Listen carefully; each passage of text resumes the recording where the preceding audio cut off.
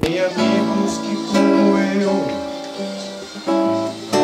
meu coração, quando sem destino algum eu caminhava para o fim, eles estenderam as suas mãos para mim. Eu não sei o que seria de minha vida sem irmãos e irmãs, sem a Igreja de Cristo que está presente e viva ao meu redor. A comunhão, a oração que nos une ao Senhor trazem-me alegria e mais vontade de viver.